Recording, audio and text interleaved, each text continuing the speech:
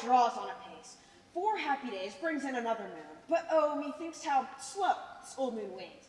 She lingers my desire, like a stepdame, or a dowager slowly withering out a young man's revenue. 4 days will quickly steep themselves in night. 4 nights will quickly dream away the time, and then the moon, like to a silver bow, new bent in heaven, shall behold the night of our solemnity. Go, Philostrate, stir up the Athenian youth to merriments. Awake the pert and nimble spirit of mirth. Turn melancholy forth to funerals. The pale companion is not for our pomp. Hippolyta, I wooed thee with my sword, and I won thy love doing thee. Nothing. But I will wed thee in another, with pomp, with triumph, and with record. Happy be Theseus, our renowned Duke. Thanks, good Aegeus. What's the news with thee? Full of vexation come I with complaint against my child, my daughter Hermia. Stand forth, Demetrius, my noble lord. This man hath my consent to marry her. Stand forth, Lysander, and my gracious Duke. This man hath bewitched the bosom of my child. Thou, Lysander, thou hast given her rhymes and interchanged love tokens with my child. Thou hast by moonlight sung in her window with feigning voice verses of feigning love, and stolen the impression of her fantasy with bracelets of thy hair, rings, gauds, conceits, gnats, trifles, nosecase, sweetmeats, messengers of strong prevailment and unhardened youth. With cunning hast thou filched my daughter's heart, turned her obedience, which is due to me, to stubborn harshness!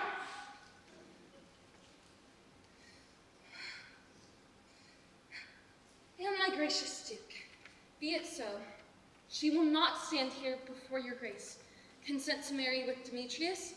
I beg the ancient privilege of Athens. As she is mine, I may dispose of her, which shall either be to this gentleman or to her death, according to our law immediately provided in that case. What say you, fair Hermia? Be advised, fair maid. To you, your mother should be as a goddess, one that created you, and one that you are, as in a form of wax, by her imprinted, and within her power to leave the figure or disfigure it. Demetrius is a worthy gentleman. So is Lysander. In himself he is, but in this kind, wanting your mother's love, the other must be held the worthier. I would. My mother looked, but with my eyes. Rather, your eyes must with her judgment look. I do entreat your grace to pardon me. I know not by what power I made bold, nor how it may concern my modesty in such a presence here to plead my thoughts. But I beseech your grace that I may know the worst that may befall me in this case. I refuse to wed Demetrius. Either to die the death, or to abjure forever the society of men. Therefore, fair Hermia, question your desires, know of your youth, examine well of your blood, whether, if you yield not to your mother's choice, you can endure the livery of a nun, for to be in shady cloister mute, to live a barren sister all your life, to shout faint hymns at the cold, fruitless moon. Thrice blessed they that master to undergo such maiden pilgrimage, but earthlier happy is the rose distilled, than that which, withering on the virgin thorn, grows, lives, and dies in single blessedness. So will I grow, so live, so die, my lord, ere I yield my virgin pat unto his lordship, whose unwished yoke my soul consents not to give sovereignty. Take time to pause, and by the next new moon, the sealing day betwixt my love and I, for everlasting bond of fellowship. Upon that day, either prepare to die for disobedience to your mother's will, or wed Demetrius, as you would, or on Diana's altar to protest for austerity and single life. Relent, sweet Hermia. And Lysander, yield thy crazy title unto my certain right. You have her mother's love, Demetrius. Let me have Hermia's. Do you marry her? Scornful Lysander, true, he hath my love. And what is mine, my love shall render him. And she is mine. And all of her I do estate unto Demetrius. I am, my lord, as well derived as he, as well possessed. My love is more than his. My fortunes every way as fairly ranked, if no advantage as Demetrius's. And, which is more than all these boasts can be, I am beloved of beauteous Hermia. Why should not I then prosecute my right? Demetrius, all about it to his head, made love of Neater's daughter and won her soul. And she, sweet lady, dotes, severely dotes upon this spotted and inconsistent man. I must confess that I have heard so much, and with Demetrius thought to have spoken thereof, and being full of self-affairs, my mind did lose it. But Demetrius come, and Aegeus come. I have some private schooling for you both. For you, fair Hermia, look you fit your fancies to your mother's will, or else the law of Athens bears you up, by which no means may we extenuate, to death or to a vow of single life. What cheer, my love? Demetrius and Aegeus, go along. I must employ you in some business against our nuptial, and confer with you of something that nearly concerns yourselves. With duty and desire, we follow you.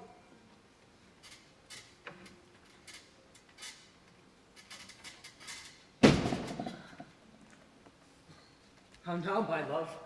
Why is your cheek so pale? How chance the roses there to fade so fast?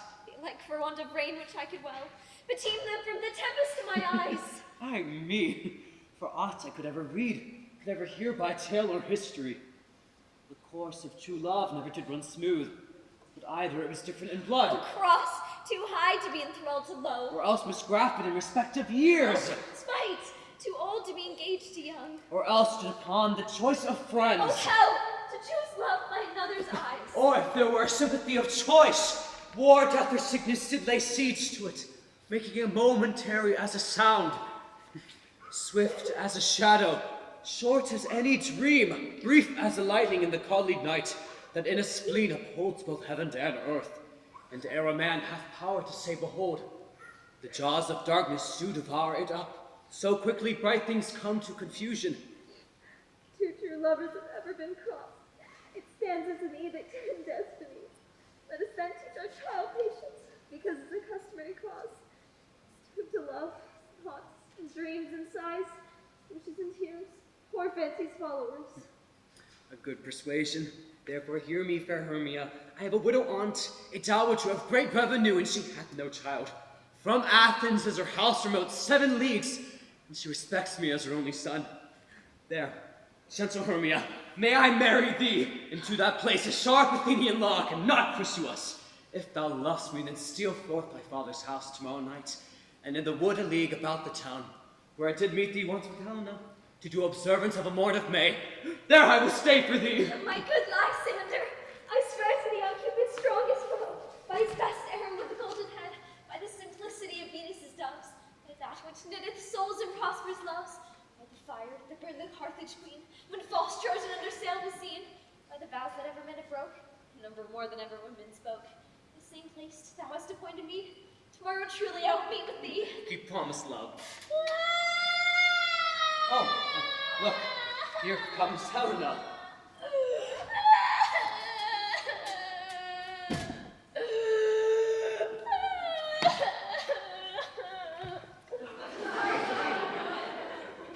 Godspeed, fair Helena, whither away? Call you me fair? That fair did unsay. Demetrius loves your fair. Oh, happy fair. Your eyes are lodestars, and your tongue sweet air, more tunable than lark to shepherd's ear. When wheat is green, when hawthorn buds appear, sickness is catching. Oh, were favor so yours when I catch fair Hermia, ere I go. My ear should catch your voice, my eye your eye, my tongue should catch your tongue's sweet melody. For the world mine, Demetrius be invaded, the rest I give to be to you translated.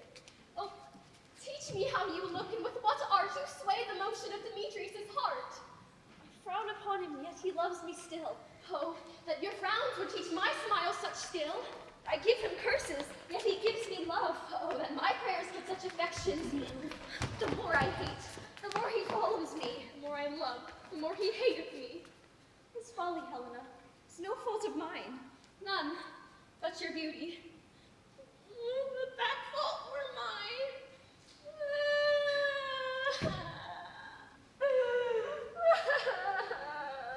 Take comfort, you no longer shall see my face.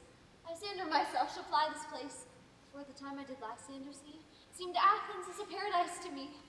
Well, then what graces in my love do dwell, that he hath turned a heaven unto a hell. Helen, to your mind we will unfold. Tomorrow night when Phoebe doth behold her silver visage in the watery glass, decked with liquid pearls, the bladed grass, a time that lovers' flights doth still conceal. Tomorrow night we have devised to steal. And in the wood where often you and I, upon faint primrose beds were wont to lie, emptying our bosoms of their counsel sweet. Ere my Lysander myself shall meet, and thence from Athens turn away our eyes to seek new friends in stranger companies. Alas, sweet playfellow, pray thou for us, and good luck grant thee thy Demetrius. Keep word, Lysander, we must starve our sight. From lovers' food tomorrow deep midnight. I will, my Hermia. Helena, do as you on him, Demetrius dote on you. How happy some or other some can be. Through Athens, I am thought as fair as she. But what of that? Demetrius thinks not so. He will not know what all but he do know, and as he errs, doting on Hermia's eyes, so I, admiring of his qualities. Things base and vile, holding no quantity. Love can transpose to form and dignity. Love looks not with the eyes, but with the mind, and therefore is winged Cupid painted blind. Nor hath love's mind of any judgment taste. Wings and no eyes figure unheedy haste. And therefore is love said to be a child, because in choice he is so oft beguiled. As waggish boys in game themselves forswear, so the way love is perjured everywhere. For ere Demetrius looked on Hermia's eye, he hailed down oaths that he was only mine. And when this hail some heat from Hermia felt, so we dissolved, and showers of oaths did melt.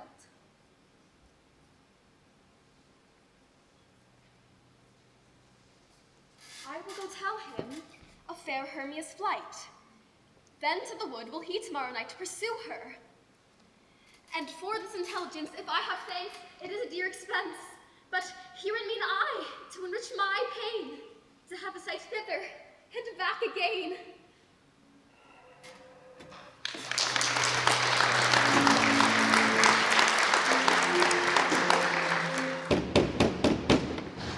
Is all our company here? You are best to call them generally, man by man, according to the script. Here is the scroll of every man's name which is thought fit to play in our interlude for the Duke and the Duchess on his wedding day. At night. First, good Peter Quince, say what the play treats on. Then read the names of the actors and so to grow point. Mary. Our play is the most lamentable comedy and most cruel death of Pyramus and Thisbe. A very good piece of work, I assure you. And a merrier. Now, good Peter Quince, call forth your actors by the scroll. Master, spread yourselves. So. Answer as I call you. Nick Bottom, the weaver. Ready. Name what part I'm for and proceed. You, Nick Bottom, are set down for Pyramus. What is Pyramus? A lover or a tyrant? A lover that kills himself most gallant for love. That will last some tears in the true performing of it. If I do it, let the audience look to their eyes. I will move storms, I will condole in some measure. To the rest, yet my chief humor is for a tyrant. I could play Hercules rarely, or a part to tear a cat in, to make all split. The raging rocks and shivering shocks shall break the locks of prison gates. Amphibious call shall shine from far, and make a mar the foolish face. This was loft. Now name the rest of the players. This is Hercules' vein, a tyrant's vein. A lover is more condoling. Francis Flute, the bellows mender. Here, Peter Quince. Flute, you must take on Thisbe. What is Thisbe, our wandering knight? It is the lady that Pyramus must love. Nay, Faith, let's not to play women. I have a beer coming in. That's all one. You shall play it in a mask. Anyways, make as small as you will. I may hide my face and let me play Thisbe too. I'll speak in a monstrous little voice. Thisbe, how Pyramus my lover dear. I'm Thisbe, dear, and lady dear. No, you must play Pyramus. And Flute, you, Thisbe. Well, proceed. Robin Starveling, the tailor. Here, Peter Quince. Starveling, you must take on Thisbe's mother. Tom Stout, the tinker. Here, Peter Quince. You, Pyramus's father. Myself, Thisbe's father. Snug the joiner, you the lion's part. And I hope here is a play fitting. Have you the lion's heart written? Pray you, if it be, give it me, for I am slow of study? Steady! You may do it extemper, for it is nothing but roaring. Let me play the lion too. I will roar that will do any man's heart good to hear me. I will roar that will make the Duke say, let him roar again! Let him roar again! You should do it too terribly. You would frighten the Duchess and the ladies that they would shriek, and that were enough to hang us all. That would hang us all, every mother's son. I grant you, friends, if you should frighten the ladies out of their wits, they would have no more discretion but to hang us. But I will aggravate my voice in such a way that I will roar you as gently as any suckling dove. I will roar you and twirl any nightingale. You can play no part but Pyramus. For Pyramus is a sweet-faced man, a proper man, as one shall see on a summer's day, a lovely, gentlemanlike man. Therefore, you must needs play Pyramus. Well, I will undertake it.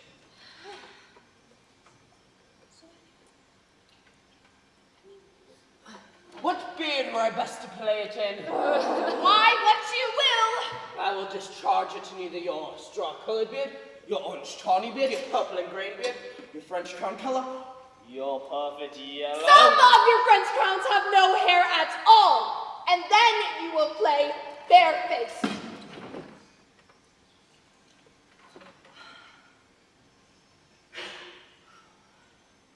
But masters, here are your parts, and I am to entreat you, request you, and desire you to con them by tomorrow night, and meet me in the palace wood, a mile without the town.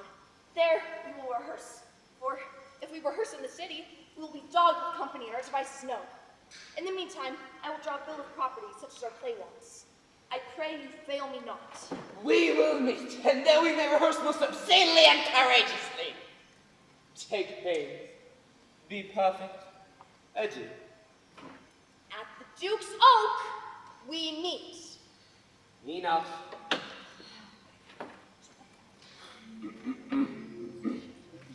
This, the flowers of Odious, savor sweet. What's your...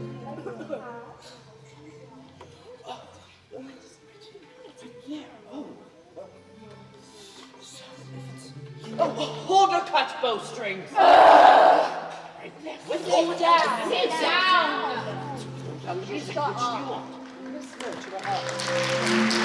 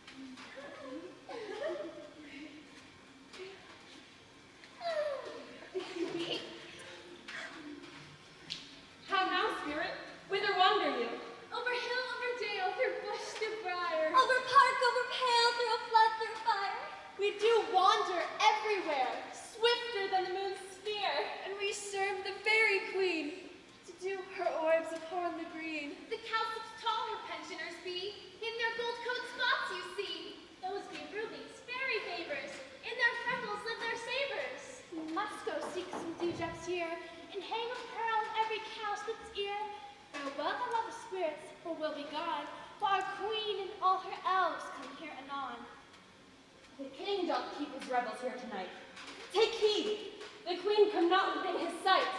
for Oberon is passing, fell, and wrath, because that she, as her attendant, had the lovely boy stolen from an Indian king. She never had so sweet a changeling. And jealous Oberon would have the child like a restrained and trace the force wild. But she, perforce, withholds the loved boy, crowns him with flowers, and makes small her joy. And now they never meet, in grove or green, by fountain clear or spangled starlight sheen, but they do swear that all their elves for fear creep into acorn cups and hide them there. Either I mistake your shape in making quite, or else you are that shrewd knavish sprite called Robin Goodfellow. Are not you she that frights the maidens of the villagery? Skim milk and laborers in the curd, and bootless make the breathless hussars churn, and sometimes make their drink to bear no harm, mislead night wanderers laughing at their harm. Those that hobgoblin and call you sweet pup, you do their work and they shall have good luck.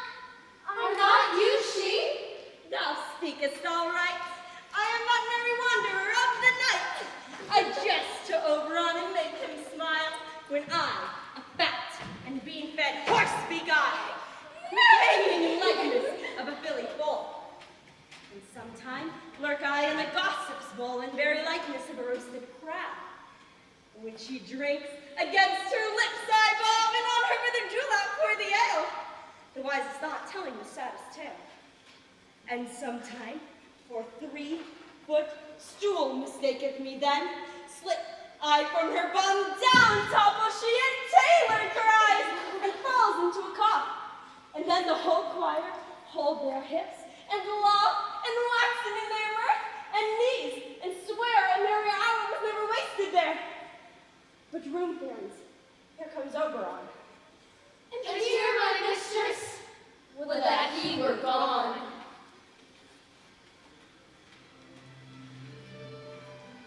Ill met by moonlight, proud Titania.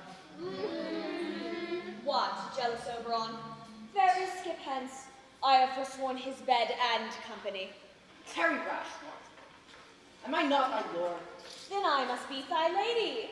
But I know when thou hast stolen away from fairyland, and in the shape of corn sat all day playing on pipes of corn and wishing love to amorous Phillida. Why art thou here, come from the farthest steep of India? But forsooth, that bouncing Amazon, your buskined mistress and warrior love to Theseus must be wed. And you, come to give their bed joy and prosperity. How canst thou thus for shame, Titania, glance at my credit with Hippolyta, knowing I know thy love to Theseus? Didst not thou lead him through the glimmering night from Perigena, whom he ravished, and make him with fair Eagles break his faith, Ariadne and Antiope? These are the forgeries of jealousy. And never, since the middle summer spring, met we on hill, or in dale, forest, or mead, or by paved fountain, or by rushy brook, or on the beach and margin of the sea, to dance our ringlets with whistling winds. With thy brawls thou hast disturbed our sport. Therefore the winds, piping to us in vain, as in revenge have sucked up from the sea contagious fogs, which, falling in the land, hath every pelting river made so proud that they have overborne their continents. The ox hath therefore stretched its yoke in vain, the ploughman lost his sweat, and the green corn hath rotten ere its youth attained a beard. The fold stands empty in the drowned field, and crows are fatted with the murrain flock. The nines men's morris is filled up with mud, and the quaint mazes in the wanton green, for lack of tread, are undistinguishable. The human mortals want their winter here. Thou mightest now with him more carol blessed. Therefore the moon, the governess of blood, pale in her anger, washes all the air that rheumatic diseases do abound. And through this temperature we see the seasons alter, hoary-headed frost fall on the fresh lap of the crimson rose, and on old Higham's thin and icy crown, an odorous chaplet of sweet summer buds is, as in lottery, set. The spring, the summer, the chilling autumn, angry winter change their wanton liveries, and the mazed world by their increase now knows not which is which. And this same progeny of evils comes from our debate, from our dissension. We are their parents and original. Do you amend it then? It lies in you! Why should Titania cross her Oberon? I do but beg a little changeling boy to be my henchman. Set your heart at rest. The fairyland device not the child of me. His mother was a votress of my order, and full often in the spiced Indian air by night have she gossiped by my side, and sat with me on Neptune's yellow sands, marking the embarking craters on the flood. When we have laughed to see the sails conceive and grow big-bellied with the wanton winds, which she, with pretty and with swimming gait, following, a woman then rich with my own squire, would imitate and sail upon the land to fetch me trifles and return again, as from a voyage rich with merchandise. But she, being mortal, of that boy did die. For her sake I do rear her boy. For her sake I will not part with him. How long within this wood intend you to stay? Perchance till after Theseus' wedding day. If you will patiently dance me around and see on me thy revels, go with us. If not, shun me and I will spare your haunts.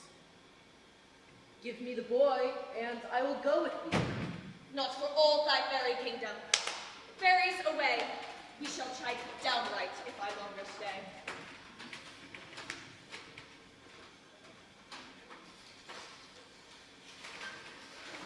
Well, go thy way. Thou shalt not from this grove till I torment thee for this injury. My gentle, go thither.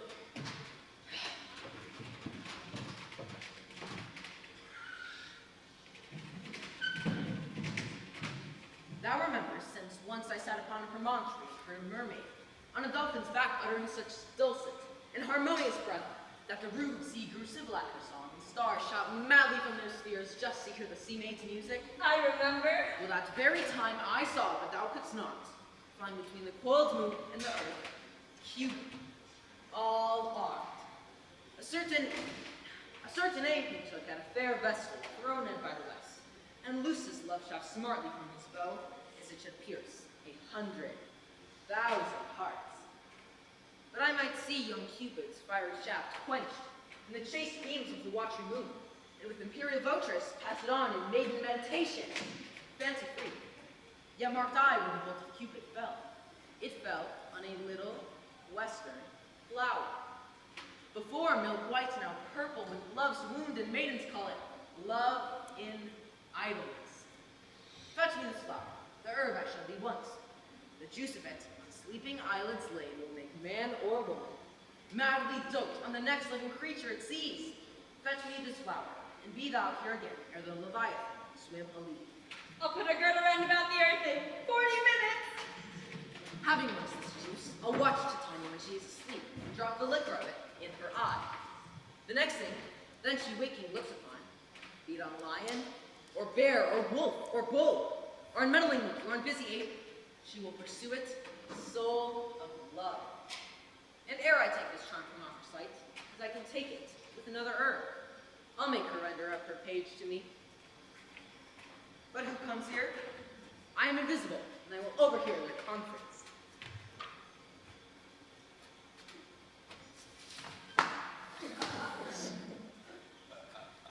I love thee not, therefore pursue me not.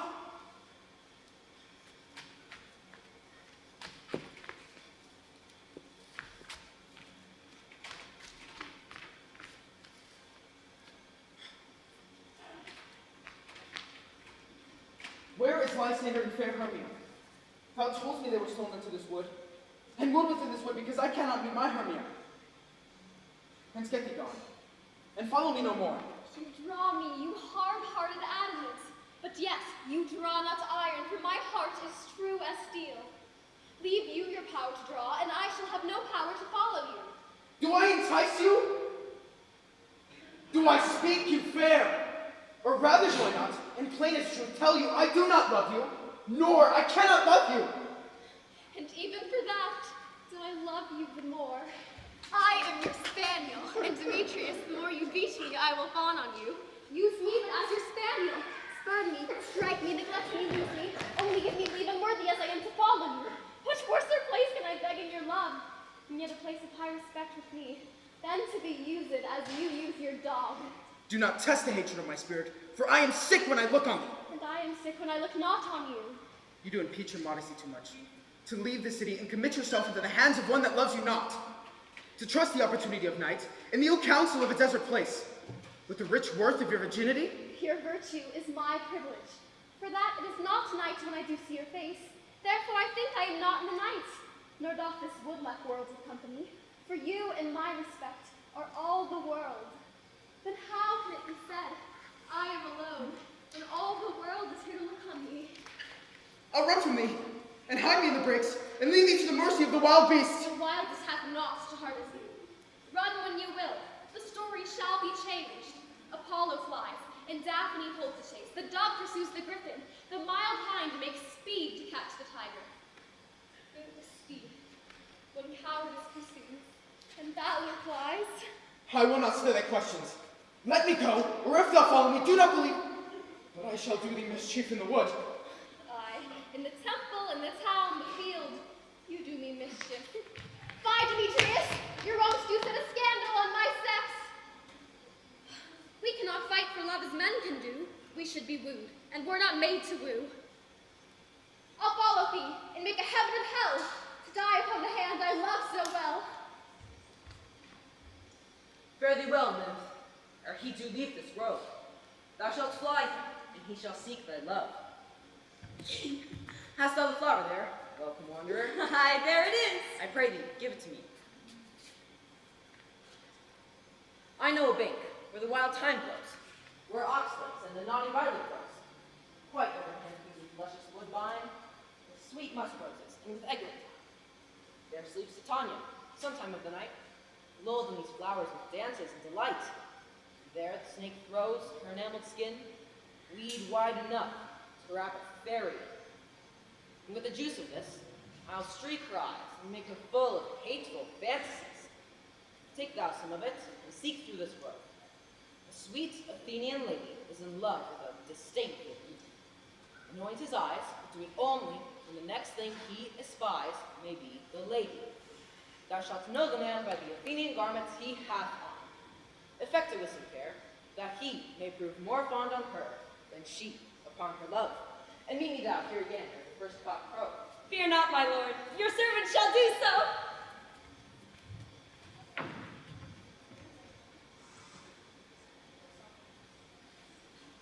Come now, hence. Some to kill cankers in the muskrose buds. Some war with rear mice with their leathern wings to make my small elves coats. And some keep back like clamorous owls making hoots and wonders in our quaint spirits. Mount your officers and let me rest. Hence away, now all is well. When a loose sentinel stand.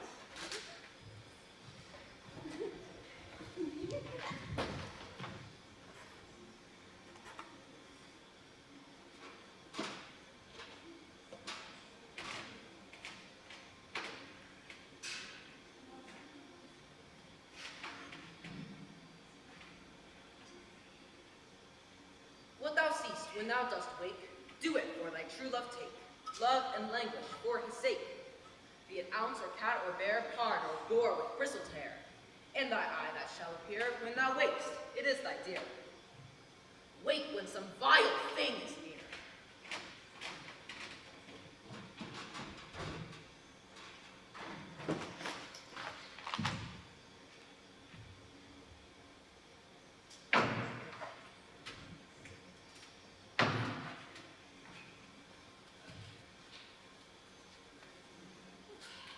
Fair love, you faint with wandering in the wood.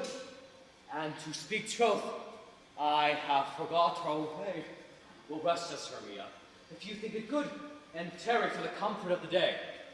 It's so, Lysander. Find you out of bed. For upon this bank rested my head.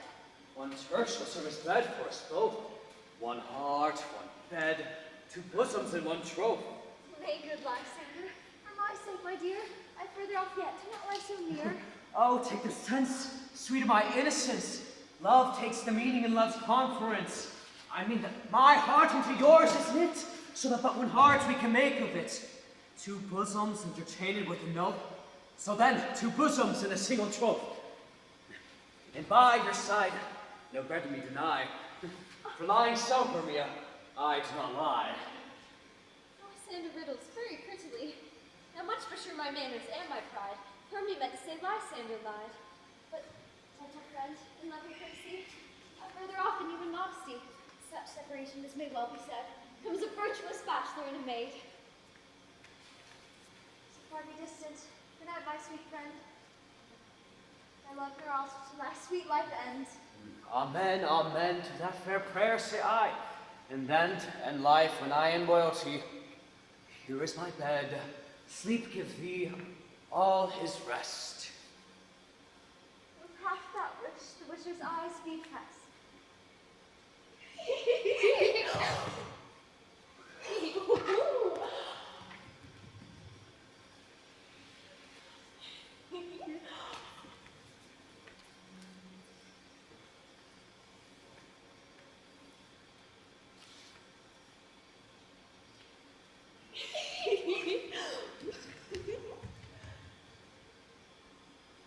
Through the forest have I gone, but Athenian found I none on whose eyes I might approve this flower's force and stirring love.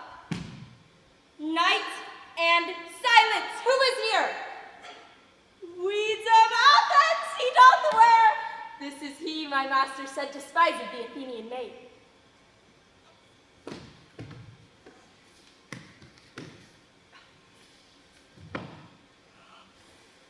And hear the maiden sleeping sound on the dank and dirty ground. Pretty soul, she durst not lie near this lack love, this kill courtesy, charm.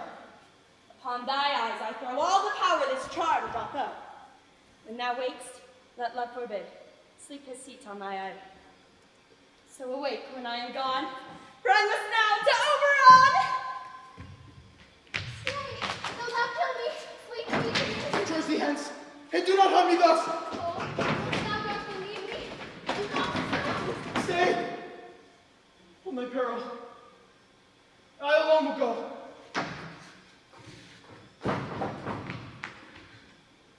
Oh, I am out of breath in this fond chase.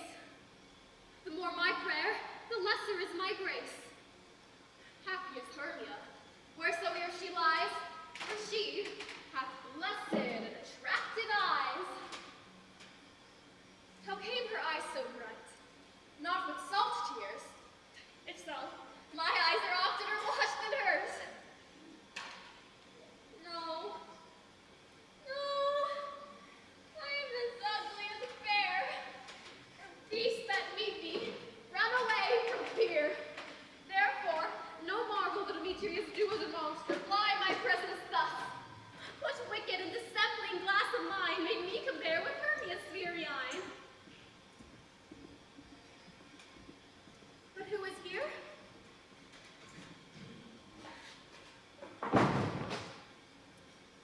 Lysander on the ground. Dead or asleep, I see no blood, no wound. Lysander, if you live, good sir, awake. And bring to fire will for thy sweet sake! Transparent Helena, nature shows art that through thy bosom makes me see thy heart.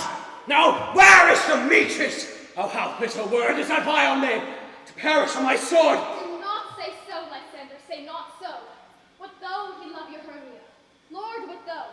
Yet Hermia still loves you, and be content. Content with Hermia? No, I do repent the tedious minutes with her have spent. Not Hermia, but Helena I love, who would not change a raven or a dove. The will of man is by his reason swayed, and reason says you are the worthier maid. Things growing are not ripe until their season. So I, being young, turn not right, not to reason. In touching now to the point of human skill, reason becomes the marshal to my will, and leads me to rise where I overlook love's richest stories, written in love's richest book. Wherefore was I to this keen mockery born? When, at your hands, did I deserve this scorn? Is't not enough, young man, that I did never, nor never can deserve a sweet look from Demetrius' eye, but you must flout my insufficiency. Good troth you do me wrong, good sooth you do in such disdainful manner me to woo. But fare you well. Perforce, I must confess, I thought you, Lord, of more true gentleness. Oh, that a lady of one man refused, should of another therefore be abused. Oh, she sees not. Hermia, sleep thou there, and never mayst thou come, Lysander near. For as a serpent of the sweetest things, the deepest loathing to the stomach brings. For as the heresies that men do leave are hidden most of those they did deceive. So thou, my serpent and my heresy, of all be hated but the most in me, and all my powers to address her love and might, to honor Helen and to be her knight. Help me! Lysander, help me! Do thy best, broke this crawling serpent from my breast. Oh. Why me? Pity. Dreamless here. Lysander, look how I do quake with fear. Methought a serpent ate my heart away, and you sat smiling at his cruel prey. Lysander, what removed? Lysander, Lord, what? Gone, out of hearing? No sound, no word? Alack, where are you? Speak, and if you hear, speak of all loves. I swoon almost with fear. No, I well perceive you are not nigh. Either death, or you I'll find immediately.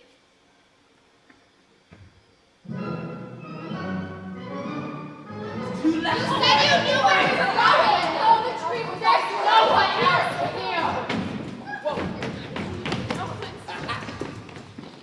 Help. Are we all met? Pat, Pat, and here's a marvelous convenient place for our rehearsal. This green hut shall be our stage, and this hawthorn break our tiring house, and we will do it in action as we will do it before the duke. Peter Quince, What sayest thou, bully bottom? there are some things in this comedy of Pyramus and Thisbe that will never please. But first, Pyramus must draw a sword to kill himself which the ladies cannot abide. How ensue that? A buyer lake and a parlous fear. I believe we must see the killing Eleanor is done. Not a whit. I have advice to make all that. Write me a prologue, and let the prologue seem to say that we will do no harm with our swords, and that Pyramus is not killed indeed. And, for the more better assurance, tell them that I, Pyramus, am not Pyramus, but Bottom the Weaver. This will put them out of fear. Well, we will have such a prologue, and it shall be written in 8 and 6. No, make it 2 more. Let it be written in 8 and 8. Will not the ladies be afeard of a lion? I fear it, I promise you. Masters, you ought to consider for yourselves to bring in God shield us. A lion among ladies is the most dreadful thing, for there is not more fearful wildfowl than your lion living, and we ought to look to it. Then another prologue must say that he is not a lion. Nay, he must name his name, and half his face must be seen through the lion's neck. And he himself must speak through, saying thus all to the same effect. Ladies, or fair ladies, I would wish you, or I would request you, or I would entreat you not to fear, not to tremble, my life for yours. If you think I come hither as a lion into a pity of my life, no, I am no such thing. I am a man as other men are. There indeed, let him name his name and tell them plainly he is snug the joiner. Well, it shall be so, but there was 2 hard things. That is, we must bring moonlight into a chamber, for you know Pyramus and Thisbe meet by moonlight. Doth the moon shine the night we play our play? Calendar, calendar, look in the almanac and find out moonshine, find out moonshine. Yes, it doth shine that night. Why? Then may we leave a casement to the great chamber window where we play open, and the moon may shine in at the casement. Aye, or else we must come in with a lantern and a bush of thorns, and say he comes to disfigure or to present the person of moonshine. But then there is another thing. We must bring a wall into the great chamber, for Pyramus and Thisbe, says the story, did talk through the chink of a wall. You can never add in a wall. What say you, Bottom? Some man or other must present wall. Let him have some plaster, some loam, some rough cast about him to signify wall. Or he may hold his fingers thus, and through that cranny shall Pyramus and Thisbe whisper, ha ha. If that may be, then all is well. Come, sit down, every mother's son, and rehearse your part. Pyramus, you begin. When you have spoken your his hue. What hempen homespuns have we swaggering here? So near the cradle of the fairy queen. What? A play toward? I'll be an auditor. An actor too, perhaps, if I see cause. Speak, Pyramus. This beast stand forth.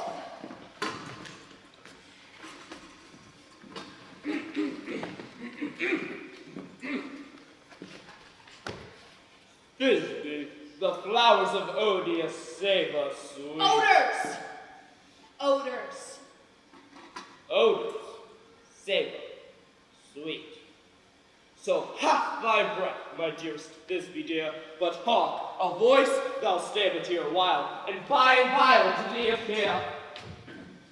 Stranger Pyramus than e'er played here. Must I speak now? Aye, Mary, must you? For you must understand that he goes, but to see a noise that he heard, and is to come again.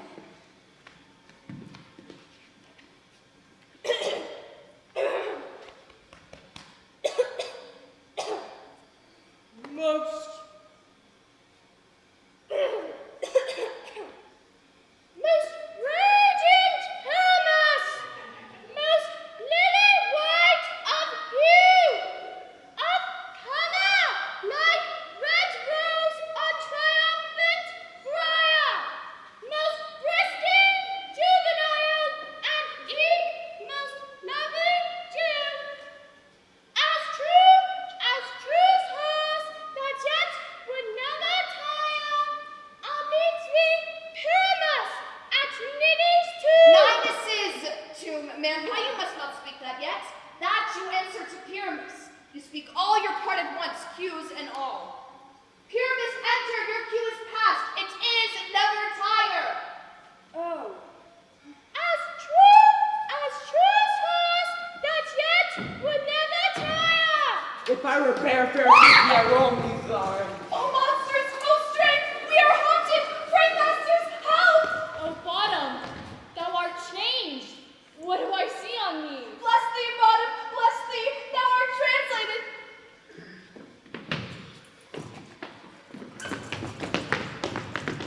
Why do they run away? I see their knavery. This is to make an ass of me, to frighten me if they could. But I'll not stir from this place, do what they can. I will walk up and down here, and I shall run, that they shall hear I am not afraid. The oozle cock so black and hue, the orange and tawny bill, the thrust with his note so true, the red with little quill, What angel wakes me from my flowery bed? the finch, the sparrow, and the lark, the plain song, cuckoo grey, whose note for many a man doth mock, and dares not answer, nay! For, indeed, who would set his wit to so foolish a bird? Who would give a bird a lie, though he cried, cuckoo, never so? I pray thee, gentle mortal, speak again. Mine ear is much enamored of thy voice, so is mine eye thralled with thy shape.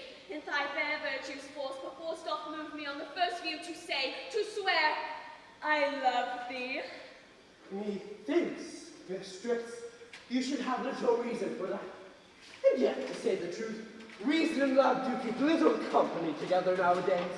The more the pity that some honest neighbors will not make them friends.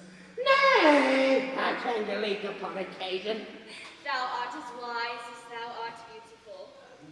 Not so neither. But if I have enough wit to get out of this wood, I have enough to serve mine own purpose. Out of this wood do not desire to go. Thou shalt remain whether thou wilt or no. I am a spirit of no common rate. The summer still doth tend upon my state. And I do love thee, therefore go with me. I will give thee fairies to attend on thee, and they will fetch thee jewels from the deep, and sing while in pressed flowers thou dost sleep. And I will purge thy mortal grossness so, that thou shalt like an airy spirit go. Peas blossom, cobweb, mote, and mustard seed.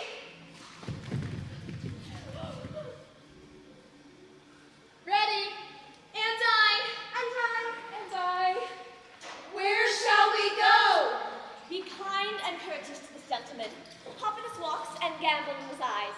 and feed him with apricots and dewberries, and with purple grapes, green figs, and mulberries.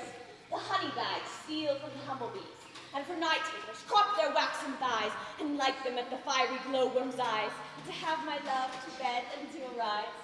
And clip the wings from painted butterflies, and fan the moonbeams from his sleeping eyes. Nod to him, elves, and do him courtesies.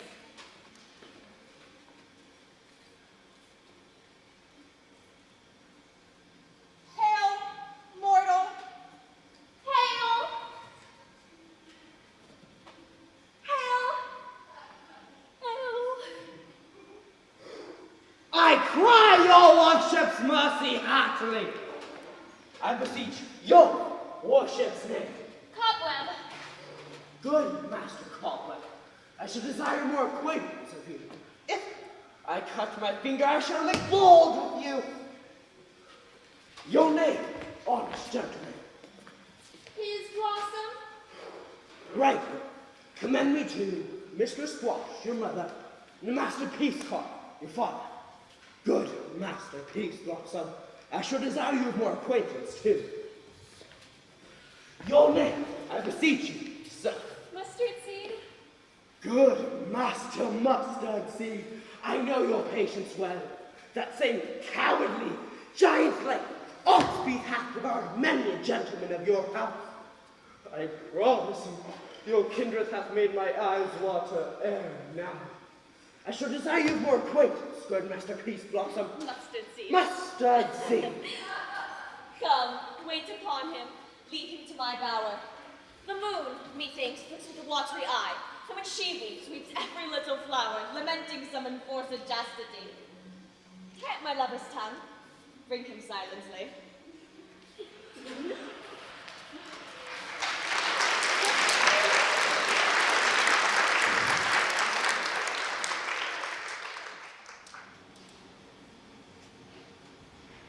I wonder if Titania be awaked. Then, what it was that next came in her eye that she must dote on in extremity. Here comes my messenger. Come now, mad spirit. What night rule now about this haunted grove? My mistress with a monster is in love!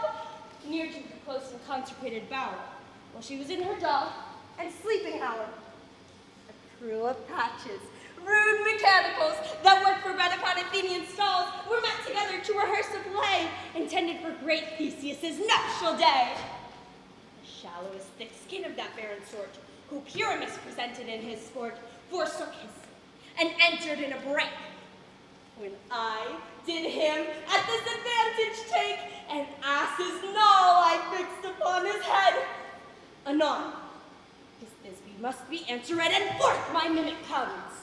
When they him spy, as wild geese, that the creeping fowler eye, or russet painted chops, many in sort, rising and cawing at the gun's report, sever themselves, and madly sweep the sky. And so, at his sight, away his fellows fly. And at our stamp, here o'er and o'er one falls, he murder cries, and help from Athens calls. Their sense, thus weak lost, with their fears thus strong, made senseless things begin to do them wrong. For bridles and thorns at their apparel snatched, some sleeves, some hats, from yielders all things catch. I led them on in this distracted fear, and left sweet Pyramus translated there. When in that moment, so it came to pass, Titania waked, and straightway loved and asked. Well, this falls out better than I could devise. But hast thou latched the Athenian's eyes with the love juice, as I bid thee do? I took him sleeping. That is finished too. And the Athenian woman by his side, that when he waked up, forth she must be eyed. Stand aside. This is the same Athenian. This is the woman, but not this the man. Oh, why rebuke him that loves you so? Lay breath so bitter on your bitter foe. No, I but chide, but I should use thee worse. But thou, hast given me cause to curse. Thou hast slain Lysander in his sleep, or his shoes in blood, plunge in the deep, and kill me too. The sun was not so true unto the day as to me. But he has stolen away from sleeping Hermia. I'll believe soon this whole earth may be bored, and the moon may through the century, and so displeased your brother's noontide with the Antipodes. It cannot be that thou hast murdered him. Such a murder look, so dead, so grim. So should the murdered look, and so should I. Pierce through the heart with your stern cruelty. Yet you, the murderer, look as bright, as clear. Is yonder Venus in her glimmering sphere? What's this to my Lysander? Where is he?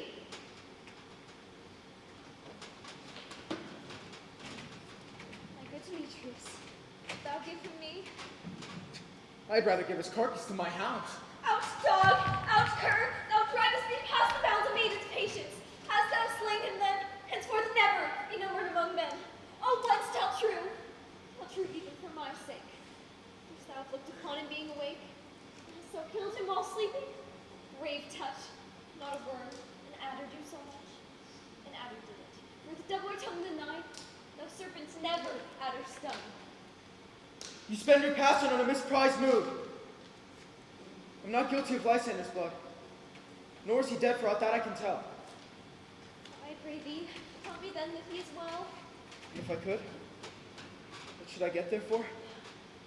Privilege never to see me more. My hated presence part I so. See me no more, whether he be dead or no.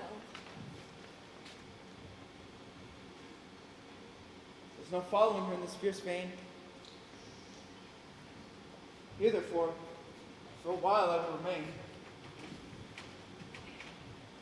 So sorrow's heaviness doth heavier grow. For death that bankrupt, sleep doth sorrow owe.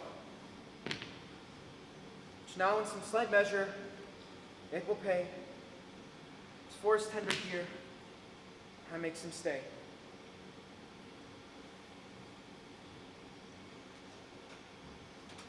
What hast thou done?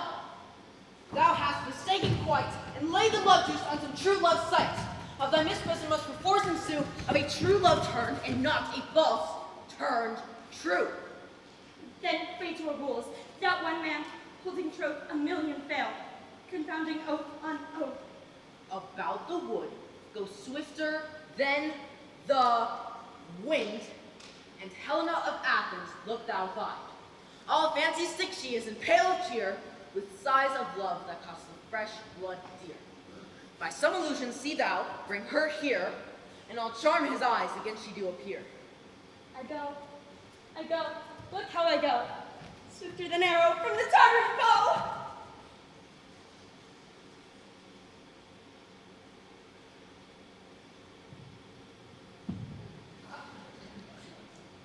Flower of this purple dye, hit with Cupid's archery, sinken apple of his eye, with his love he doth espy. Let her shine as gloriously as the Venus of the sky.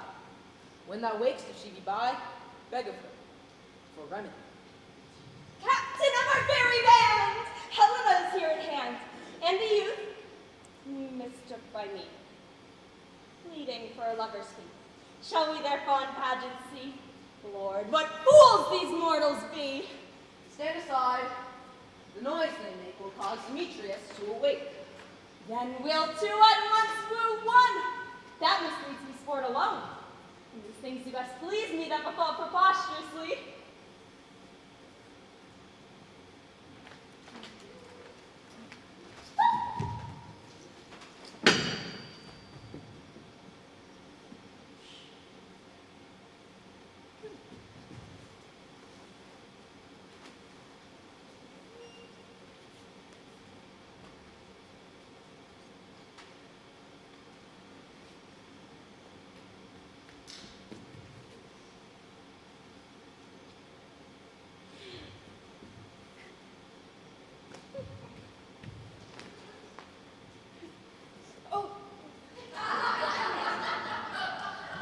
Should you think that I should move in scorn? Scorn and derision never come in tears. Look, when I vow, I weep. In vows so born, in their nativity all truth appears.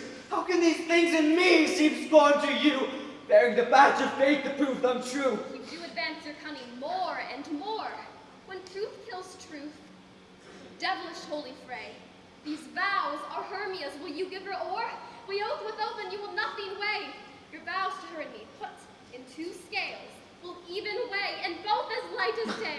had no judgment when to her I swore. Nor none in my mind, none can give her all. Demetrius loves her, he loves not you.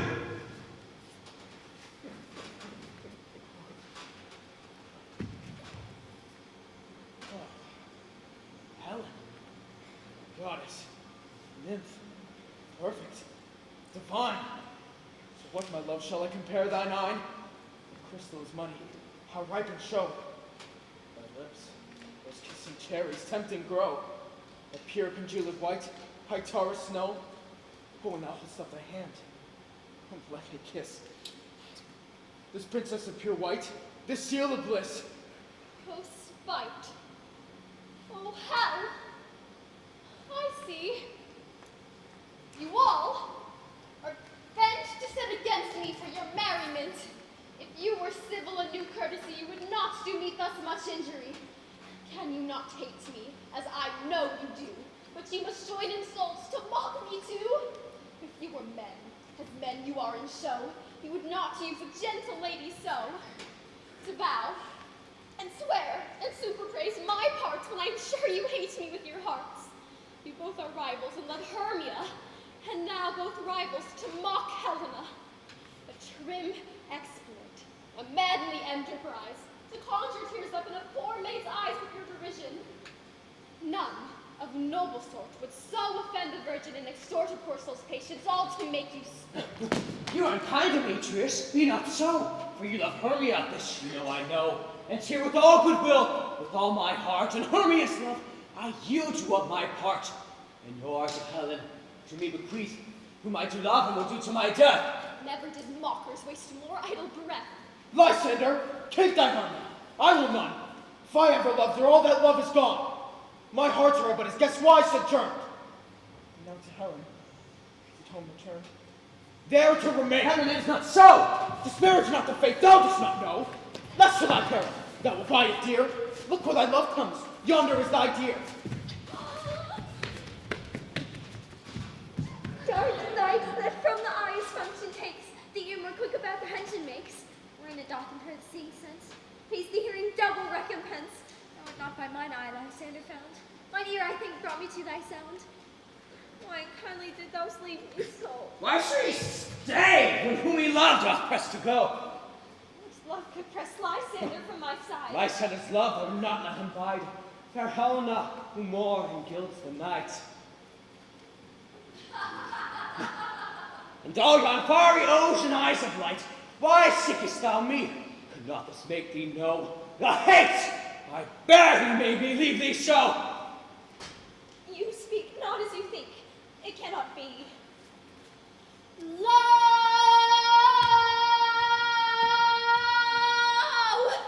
She is one of this confederacy. Now I perceive they have conjoined all three to fashion this false sport in spite of me. Injurious Hermia, most ungrateful maid, have you conspired, have you contrived, to bait me with this foul derision? All the counsel that we two have shared, the sisters' vows, the hours that we've spent when we have checked the hasty-footed time for parting us, oh, it's all forgot. All school days' friendship, childhood innocence. We, Hermia, like two artificial gods, have with our needles created both one flower, both on one sampler, sitting on one cushion, both warbling of one song, both in one key, as if our hands, our sides, voices, and minds had been incorporate. So we grew together, like to a double cherry, seeming parted, but yet in union and partition.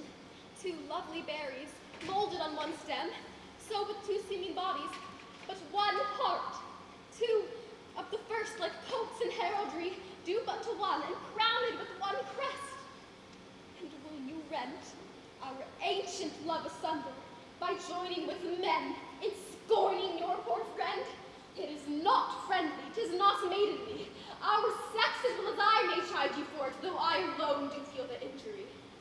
I would amaze it at your words. I scorn you not, it seems that you scorn me. Have you not set Lysander as the scorn, to follow me and praise my eyes and face, and made your other love, Demetrius, who even but now did spur me with his foot, to call me goddess, nymph divine and rare, precious celestial? Wherefore speaks he this to her he hates? And wherefore doth Lysander deny your love so rich within his soul, and tender me forsooth affection, but by your setting on, by your consent? What though I be not so in grace, says you, so hung upon with love, but miserable most, to love unloved? This you should pity rather than despise. I understand not what you mean by this. I do. For 7, counterfeit sad looks, make mouths upon me when I turn my back, wink each another, hold the sweet jester. This sport, well carried, shall be chronicled. If you have any pity, grace, or manners, you would not make me such an argument. But fare you well. 'Tis partly my own fault, which death or absence soon shall remedy. Say, gentle Helena, hear my excuse. My love, my life, my soul for Helena. Oh, excellent, sweet. Do not scorn her so. If she cannot entreat, I can compel. Thou canst compel more than she entreats. Thy threats have no more strength than her weak prayers. Helen, I love thee by my life, I do. I swear by that which I will lose for thee, to prove thee false, and since I love thee not. I say I love thee more than he can do. If thou say so, withdraw and prove it too. Quick, come. Lysander, where to tends all Away, Ethiop! No, he'll seem to break loose. Take on this little fellow, but yet come not. You are a tame man, go. Hang off, thou cat! Thou bird, I have thing let loose! I'll shake you from me like a serpent! Why are you grown so rude? What changes this sweet love? Thy love? Out, Tawny Tartar, out! O loathing medicine, O hated poison, hence! Do you not just? Yes, sooth, and so do you. Demetrius, I'll keep my word with thee. And when I have your want, practice will be difficult. I'll not trust your word. What? Should I hurt her, strike her, kill her dead? Although I hate her, I will not harm her so. Can you do me greater harm than hate? Hate me. Therefore, only refuse my love. And I not hurt you. Do not lie, saying, I'm as fair now as I was in a while. Since night you loved me. Since night you left me. Why then you left me on the thoughts forbid? In earnest shall I say? I, by my life, never did desire to see thee more. Therefore, be out of hope. Research and nothing to her, tis no just that I hate thee and do love Helena.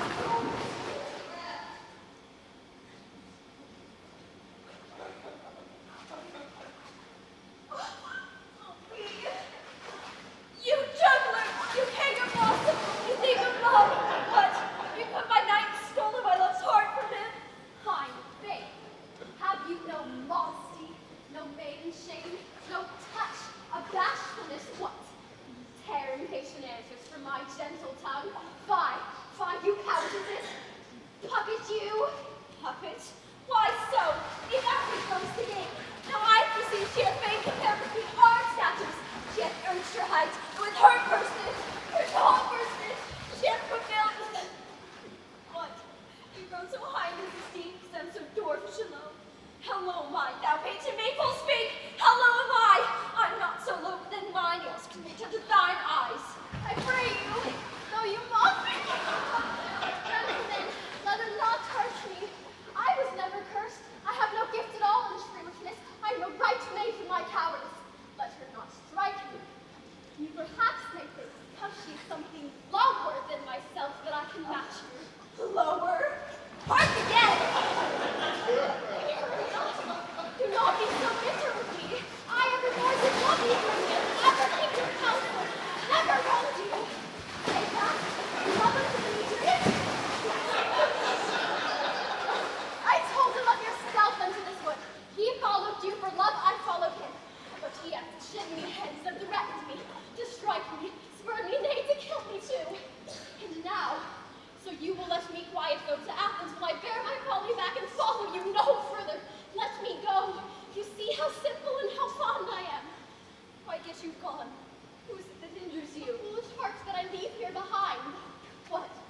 With Lysander and Demetrius? Be not afraid, she shall not harm thee, Helena. No, sir, she shall not. Though you take her part. Oh, when she's angry, she is keen and shrewd. She was a vixen when she went to school, and though she be but little, she is fierce. Little? Nothing but low and little. Why will you suffer to thought me thus? Let me come to her. Get scorn, you dwarf! Minimus of knot-grass maid, you be, you acorn. You are too officious on her behalf that scorns your services. Let her alone.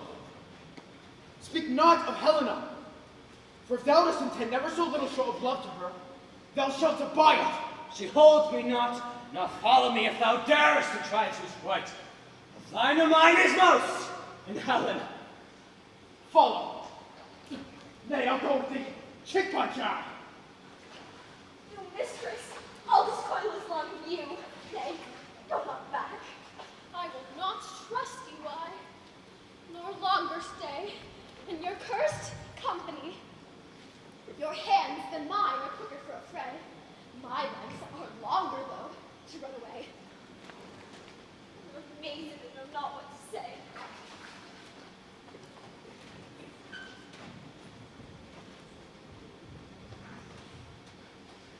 This is thy negligence. Still thou mistakes, or else commits thy knaveries, willful. Believe me, King of Shadows, I mistook. Did not you tell me I should know the man by the Athenian garments he had on? So far blameless proves my enterprise that I have anointed an Athenian's eyes. So far glad am I at suited sort, as this their jangling, I esteem a sport. Thou seest these lovers in place of fight. High therefore, Robin, overcast the night. The starry welkin cover thou anon with drooping fog as black as acorn. And lead these testy rivals so astray, as one come not within another's way. Like to Lysin, sometime frame thy tongue, or stir Demetrius up, bitter raw. And sometime rail thou like Demetrius, and from each other look thou, lead them thus, till o'er their brows death counterfeiting sleep. Even legs and batty wings doth creep, and crush this herb into Lysander's eye, whose liquor hath this virtuous property, to take all air from his might, and make his eyeballs roll with want of sight. When they next wake, all this derision shall seem a dream and fruitless vision, and then back to Athens shall the lovers wend, with league whose date till death shall never end. Whilst I in this affair do thee employ, I'll to my queen, and beg her Indian boy, and then I will from charmed eye release from monster's view, and all things shall be peace. My fairy lord, this must be done with haste. For night-swift dragons cut the clouds full fast, and yonder shines Aurora's harbinger, at whose approach ghosts, wandering here and there, troop home to churchyards. Damned spirits all that in crossways and floods have burial, already to their wormy beds are gone, for fear lest they should look their shames upon. They willfully themselves exile from light, must, for I consort with black-browed night. But we are spirits of another sort. I, with the morning's love, have oft made sport, and, like a forester, the groves may tread, even till the eastern gate, all fiery red. Opening on Neptune, his fair blessed beams, turns yellow gold, his self-green streams. But notwithstanding haste, make no delay, we may effect this business yet ere day. Up and down, up and down. I will lead them up and down. I am feared in field and town. Goblin, lead them up and down. Here comes one. Where art thou, proud Demetrius? Speak thou now! Here, villain, drawn and ready. Where art thou? I will be with thee straight! Lysander! Speak again. Thou coward, art thou fled? Speak! In some bush, where dost thou hide thy head? Thou, coward, art thou bragging to the stars, telling the bushes that thou look'st for wars and wilt not come? Come, recreant, come, thou child. I'll whip thee with a rod. He is defiled that draws a sword on thee. Yea, art thou there? Follow my voice. We'll try no manhood here.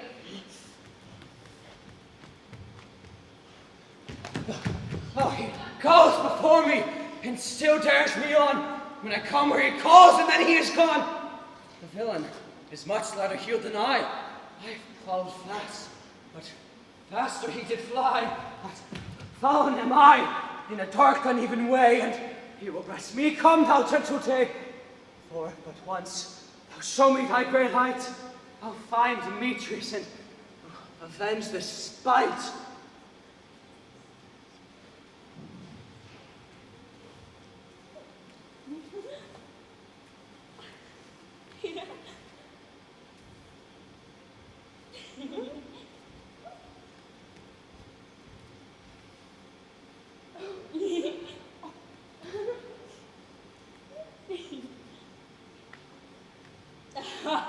Coward! Why comest thou not? Abide me if thou darest. For while I watch running before me, shifting every place, and darest not stand nor look me in the face. Come hither. I am here. Nay, then thou mockest me. Thou shalt abide this dear. If I ride thy face by daylight see. Now go thy way. Fate is constraining me. To lay out my distance on this cold bed. The day's approach. Look, to be visited.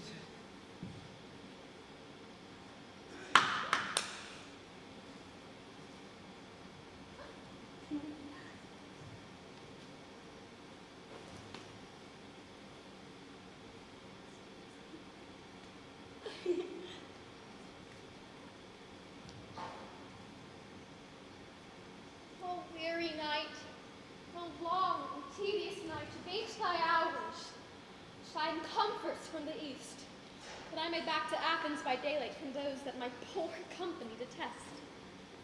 And sleep, that sometimes shuts up sorrow's eye, steal me a while from mine own company.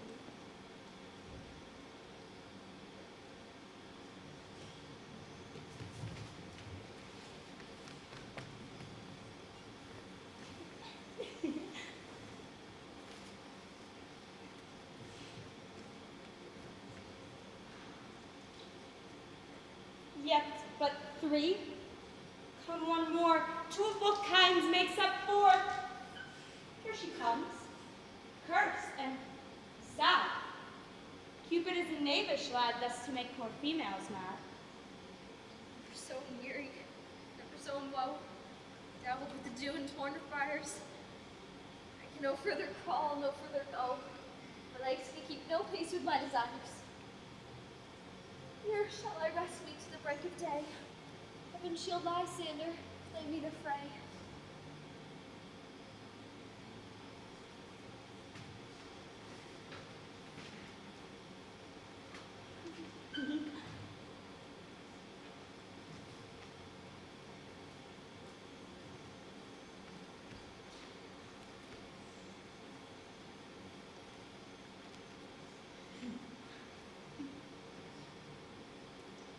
On the ground, sleep sound. I'll apply to your eye, gentle lovers, remedy. When thou wakest, thou takest true delight in the sight of thy former lady's eye. And the country proverb known, that every man shall have his own, in your waking shall be shown.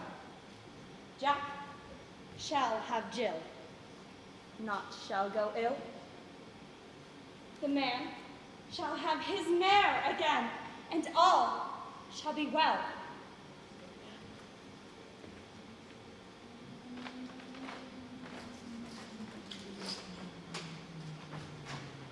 Come, sit upon this flowery bed, while I amiable cheeks do coy, and stick musk roses in thy sleek smooth head, and kiss thy fair large ears, my gentle joy.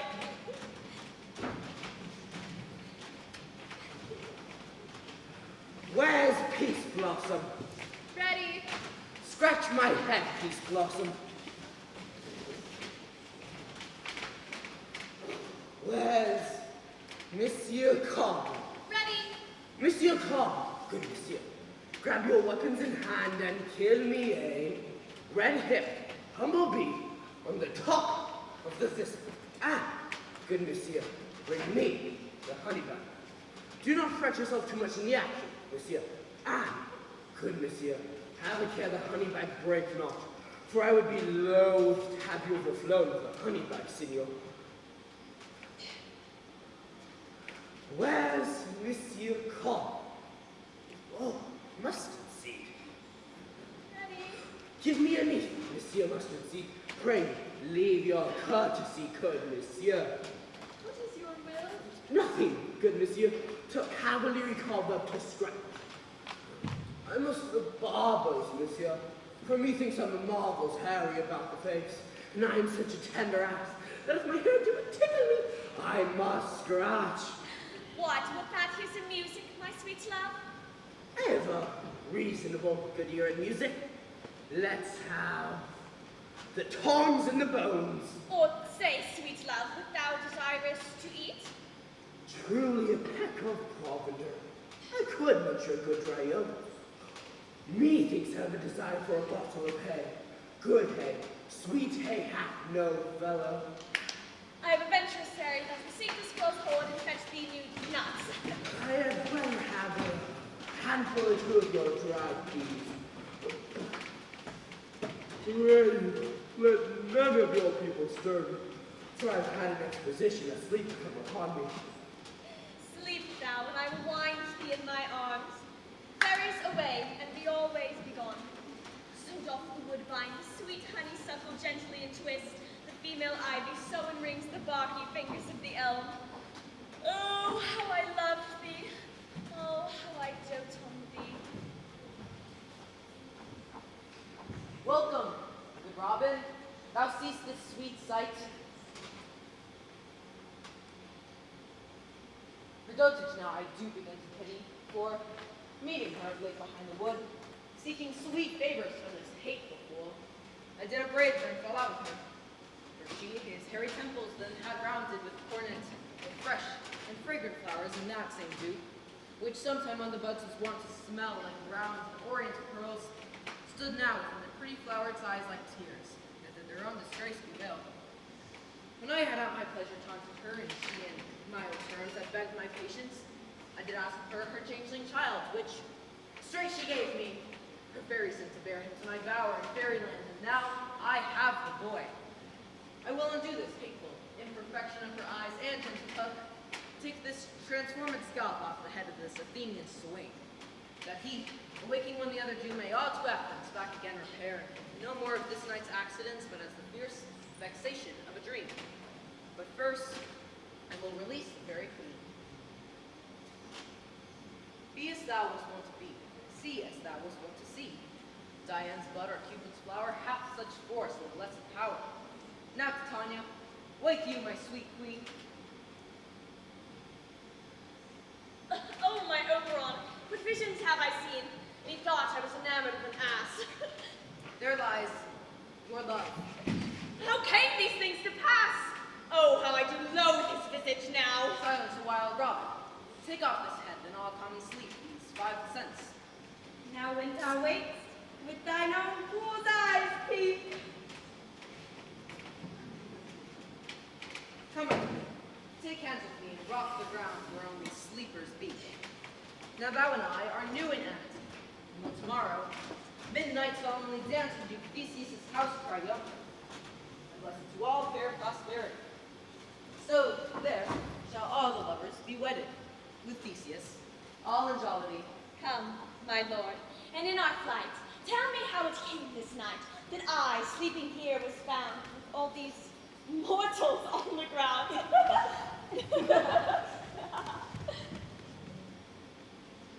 We will, fair queen, up to the mountain's top, to mark the musical confusion between hounds and echo in conjunction. I was with Hercules and Cadmus once, when in a wood of Crete they bade the bear with hounds of Sparta. Never did I hear such gallant chiding for. Besides the groves, the skies, the fountains, every region near seemed all one mutual cry. I never heard so musical a discord, such sweet thunder. My hounds are bred of the Spartan kind, so flute, so sanded, and their heads are hung with ears that sweep away the morning dew, crooked and dewlap like Thessalian bulls, slow in pursuit, but matched in mouth, like bells, each under each. A cry more tunable was never blown to, nor cheered by horn, in Crete and Sparta, nor in Thessaly. Judge when you, but soft, what nymphs are these? My lord, this is my daughter here asleep. And this Lysander, this Demetrius is?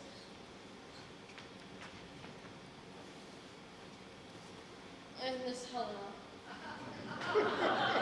Old leaders Helena. I wonder if they're being here together. No doubt they rose up early to observe the rite of May, and here in our tent came here in grace of our solemnity. Speak, Aegeus, is it not the day that Hermia gave answer of her choice? It is, my lord. Go, bid the huntsmen wake them with their horns.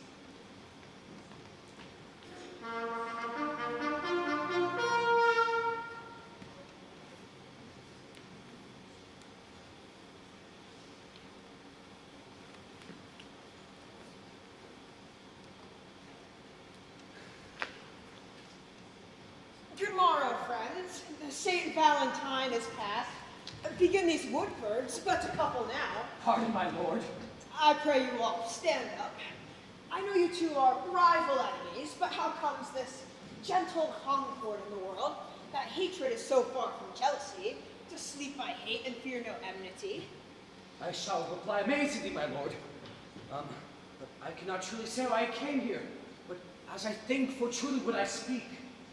Now that do bethink me, so it is. I came with Hermia hither.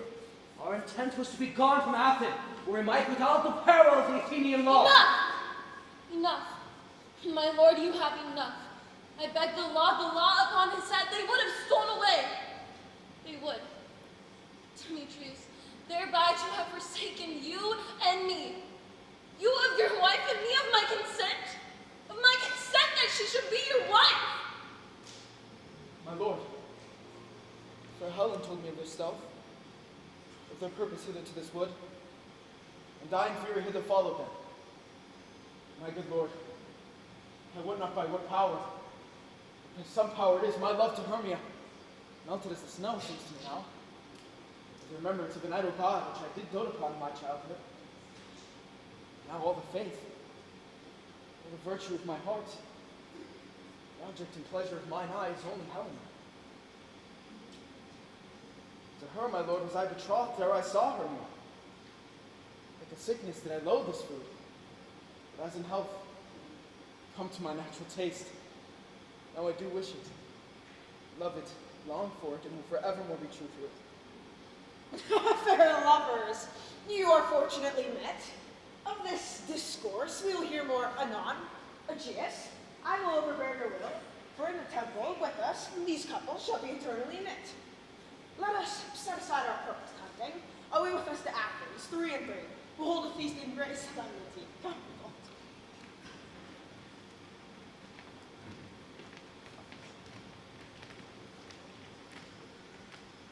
Things seem small and undistinguishable, like far-off mountains turned into clouds. Thinks I see these things with parted eye, and everything seems double. So methinks, and I found Demetrius like a jewel, mine own and not mine own. Are you sure that we are awake? Seems that yet we sleep, we dream. Do not you think the Duke bid us here to follow him? Yea, and my mother, Antipolitan. And he did bid us follow to the temple. And then we are awake. Let us follow him. By the way, let us recount our dreams.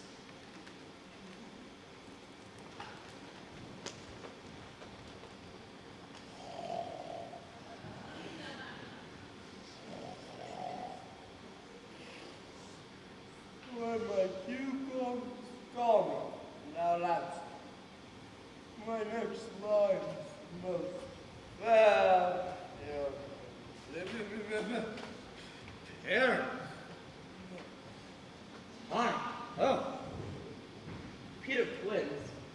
Flute the bellows, mend a snout the tink a starling. Gods, my life. Stolen hence and left me asleep. I have had a most rare vision, a dream. Past the wit of man to say what a dream it was. Man is but an ass if he offers to expound on this dream. Methought I was, but no man can tell what I was, but methought I was and methought I had. Oh, but man is but a patched fool if he offers to say what methought I had. Man's eye hath not heard, his ear hath not seen. Man's hand is not able to taste, his tongue to conceive, nor his heart to say what a dream this was.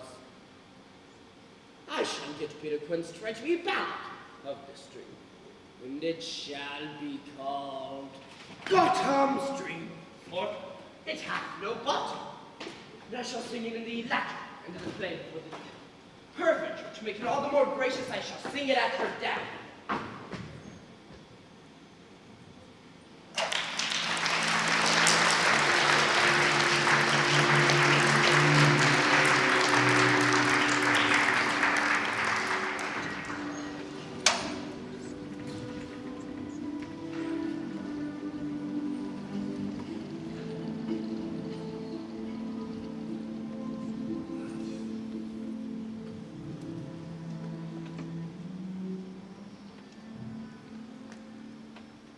Have you sent to Bottom's house? Is he come home yet? He cannot be heard without a doubt. He is transported. If he comes not, then the play is barred. It goes not forward, doth it? It's not possible. You have not a man in all Athens able to discharge Pyramus but he. No, he hath simply the best wit of any handcrafter in Athens. Yea, and the best person too. And he is a very paramour for a sweet voice. No, you must say paragon. A paramour is a thing of naught.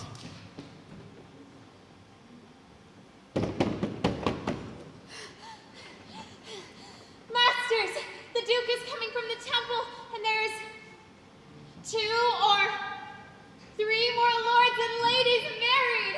Had our sport gone forward, we'd all been made men and women. Oh, sweet Bully Bottom! Thus had he lost 6 pence a day during his life, he could not have escaped 6 pence a day, and the Duke had not given him 6 pence a day for playing Pyramus. I'll be hanged! He would have deserved 2. 6 pence a day and playing Pyramus, or nothing! Where are these lads? Where are these hearts? Bottom! Almost blessed day! Almost happy hour! Masters, I am ought to discourage wonder, but ask me not what. For if I tell you I am not a true Athenian, but I will tell you everything right as it fell out. Let us hear, sweet Bottom. Not a word of me. All I will say is that the Duke hath done. Get your apparel together, new ribbons to your pumps, good strings to your beards, and meet presently at the palace. Every man will pour his part, for the short and the long is of plays preferred. In any case, let he who plays Thisbe have good, clean linen. And let he who plays the lion not pare his nails, for they shall hang out as lion's claws. And, most dear actors, eat no onions, nor garlic, for we are ought to utter sweet breath. And I have no doubt they will say our play is a sweet comedy. No more words. Away, go away! So where is the clean linen being hung? The castle? Or is it that Strange, my Theseus, that these lovers speak of. More strange than true. I may never believe these antique fables, nor these fairy toys. Madmen and lovers have such seething brains, such shaping fancies that apprehend more than cool reason ever comprehends. The lunatic, the lover, and the poet are all of imagination compact. One sees more devils than vast hell can hold. That is the madman, the lover, all is frantic, sees Helen's beauty in a brow of Egypt, the poet's eye in fine frenzy rolling, doth glance from heaven to earth to heaven, and when imagination bodies forth the forms of things unknown, the poet's pen turns them to shapes and gives to airy nothing a name and a local habitation. These tricks have such strong imagination that if it would but apprehend some joy, it comprehends some bringer of that joy, or in the night, imagining some fear, how easy is a bush supposed to bear? But all the story the night told over, and all their minds transfigured so together, more witnesseth than fancy's images, engrossed to something of great constancy, but howsoever strange and admirable. Here come the lovers, full of joy and mirth. Joy, gentle friends, joy and fresh days of love accompany your hearts. More than to us, we wait in your borough walks, your board, your bed. Come now, what masks, what music shall we have to wear away this long aged 3 hours between our after supper and our bedtime? Where's our usual manager of mirth? What revels are in hand? Is there no play to ease the anguish of this torturing hour? Call Philostrate. Philostrate!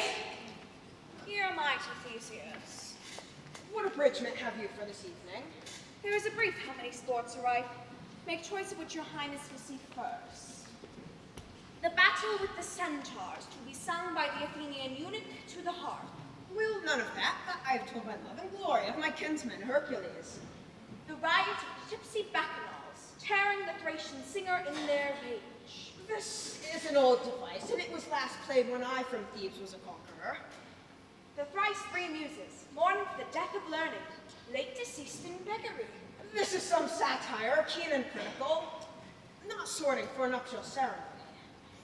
A tedious, brief scene of young Pyramus and his love Thisbe, a very Tragical and merry, tedious and brief. This is hot ice and wondrous strange snow. How shall we find the concord of this discord? A play there is, my lord, some 10 words long, which is brief as I have known a play. By 10 words, my lord, it is too long. For in all the play there is not one word apt, one player fitted, and tragical, my noble lord, it is. For Pyramus therein doth kill himself, which, when I saw rehearsed, I must confess, made mine eyes water, but more merry tears, the passion of loud laughter never shed. What are they that do play it?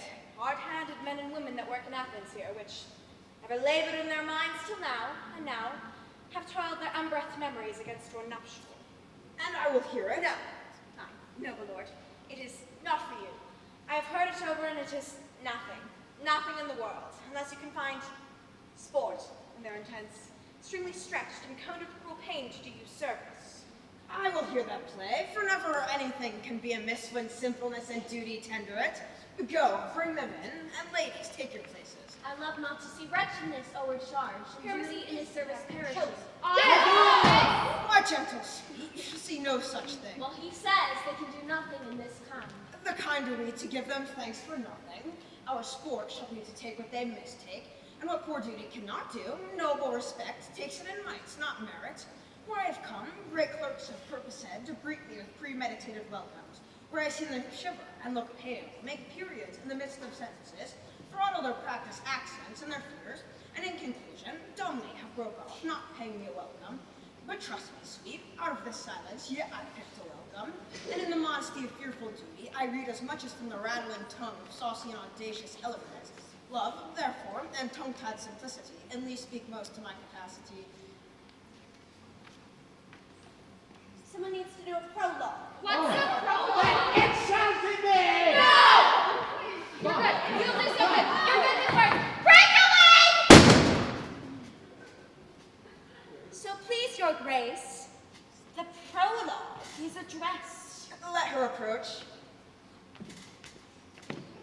If we offend, it is with goodwill that you should think we come not to offend, but with goodwill to show our simple skill. That is the true beginning of our end. Consider then, we come but in despite. We do not come as minding to content you, our true intent is all for your delight. We are not here that you should hear repent you. The actors are at hand, and by their show you shall know all that you are like to know. This fellow doth not stand upon points. She hath read her prologue like a rough colt and knows not to stop. A good moral, my lord, it is. Not enough to speak, but to speak true. Indeed, he hath played on this prologue like a child on a recorder, a sound, but not in government. His speech was like a tangled chain, nothing impaired, but all disorder. Who is next?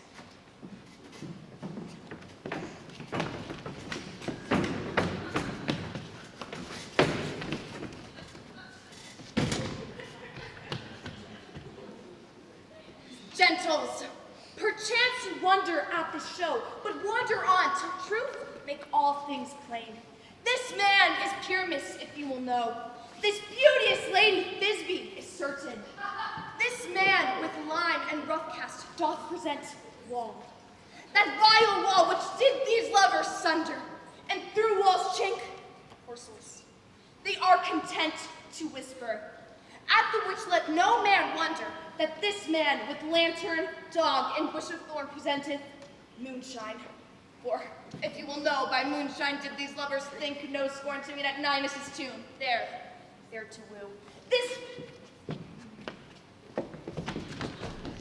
grisly beast which, Lion, hight by name, the trusty Thisbe coming first by night, did scare away, or rather did affright. That's me. Or rather did affright. Oh,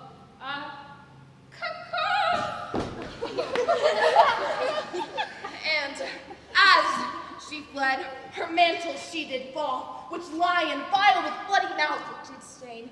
Anon comes Pyramus, sweet youth and tall, and finds his trusty Thisbe's mantle slain. Whereat with bloody blameful blade, he bravely broached his boiling bloody breast, and Thisbe, tarrying a mulberry shade, his dagger drew and died for all the rest. Let lion, wall, moonshine, and lovers twain at large discourse, while here they do remain. I wonder if the lion be to speak. No wonder, my lord. One lion may when many asses do. And in this same interlude, it doth befall that I one snout by name present a wall. And such a wall, though you should think, would have a crannied hole or chink, through which the lovers, Pyramus and Thisbe, would whisper so often very frequently.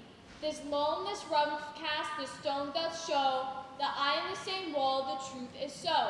And here the hole is, right and sinister, through where the fearful lovers are to whisper. Would you desire lime and hair to speak better? It is the wittiest partition I've ever heard. Discourse, my lord.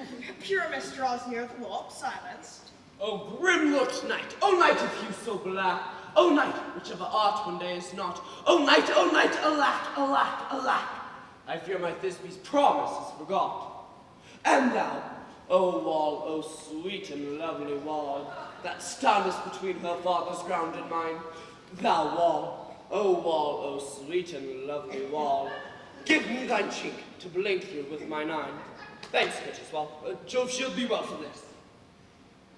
But what see I? No Thisbe do I see. O wicked wall, through whom I see no bliss, cursed be thy stones for thus deceiving me. The wall, methinks, being sensible, should curse again. No, in truth, sir, he should not.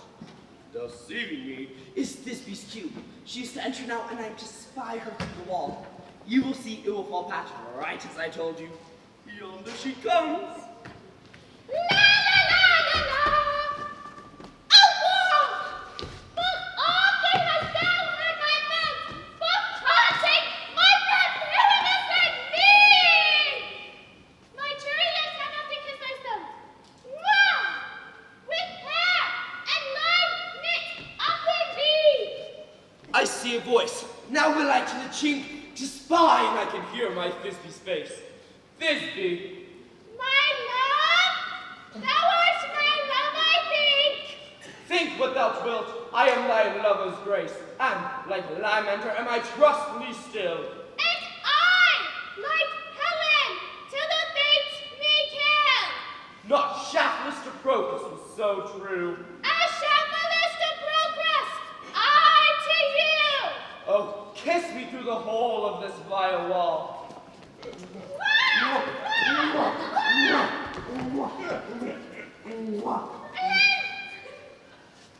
I kiss the wall's hole, not your lips at all! Wilt thou at Ninny's too meet me straight away? Take life, sit down, I come without delay. Thus have I, wall, my part discharged so, and being done, thus have I, wall, away doth go. Now is the wall down between the two neighbors. No remedy, my lord, when walls are so willful to hear without warning. This is the silliest stuff that ever I heard. The best in this kind are but shadows. The worst are no worse, if imagination amend them. Well, it must be your imagination then, and not theirs. If we imagine no worse of them than they of themselves, they may pass for excellent men. Here come into noble beasts, a man and a lion.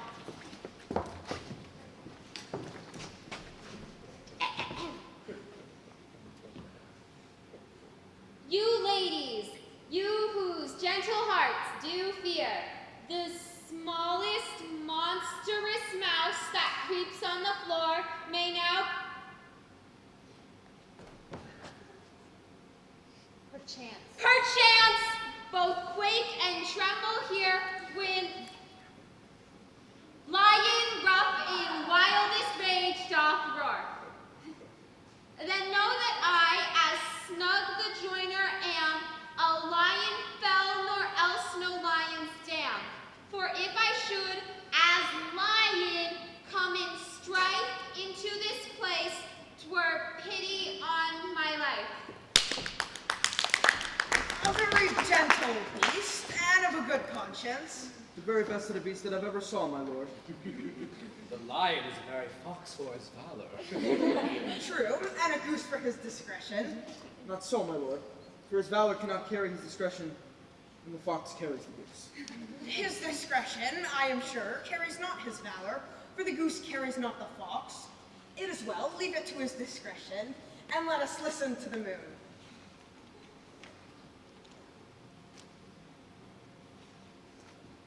This lantern doth the horned moon present. He should have worn the horns on his head. She is no crescent, and his horns are invisible within the circumference. This lantern doth the horned moon present. Myself, the man in the moon, do seem to be. This is the greatest error of all the rest.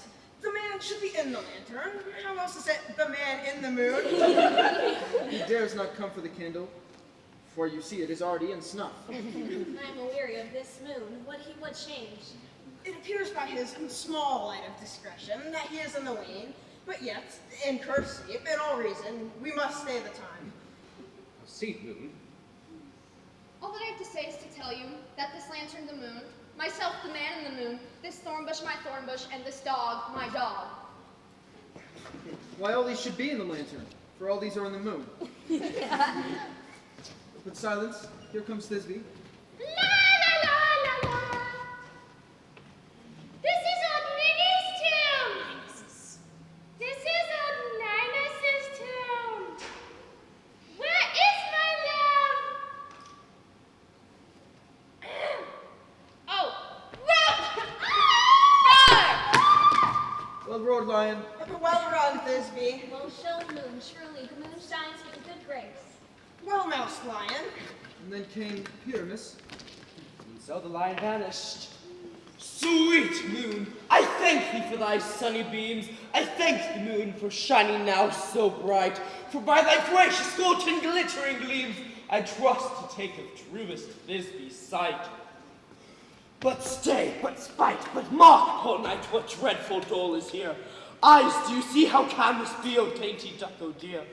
Thy mantle good, but stained with blood, approach ye furies fell, and fates, come, cut thread and thrum, quail, crush, conclude, and quell. This passion and the death of a dear friend would go near to make a man look sad. You sure of thine heart, but I pity the man. O wordless for nature, didst thou lion's frame, since lion vile hath here deflowered my dear, which is, no, which was the dearest dame, that lived, that liked, that laughed, that loved with cheer. Come, tears, confound, outsold, and wound the pack of Pyramus. I, left pack, or hurt doth hop. Thus, die, thus. Now I am dead. Now I am fled. My soul is in the sky. Come, lose thy light. Moon, take thy flight. Thus die.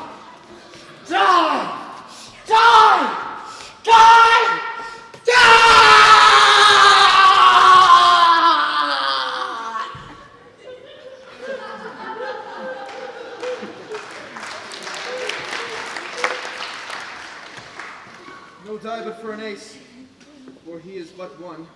Less than an ace, for he is dead. He is nothing. With the help of a surgeon, he might yet recover and yet prove an ass. But how chance moonshine is gone before Thisbe comes back and finds her lover? She will find him by starlight. Here she comes, and her passion ends the play. Methinks she should not use a long one for such a pyramid. And hope A mold will turn the balance. Which Pyramus, which Thisbe is the better? She for a woman, God warrant us. He for a man, God bless us. No, she hath spied him already with her sweet eyes. No, she means Bedeau, Sept. Asleep, my love? What's that, my dove? Oh, Pyramus, arise!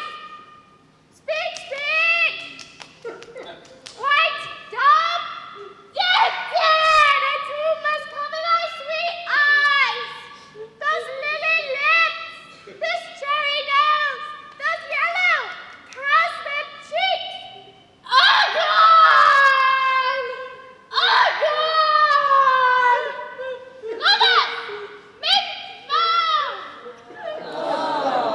His eyes were green as leaves. Oh, sister Flea! Come to me! His hands were pale as milk, laying them in gold. Sure with shreds his thread of silk. Tongue, not a word. Come, trusty sword. Come, blade, my breast improve. Farewell, my friends. Thus this ends. Adieu, adieu,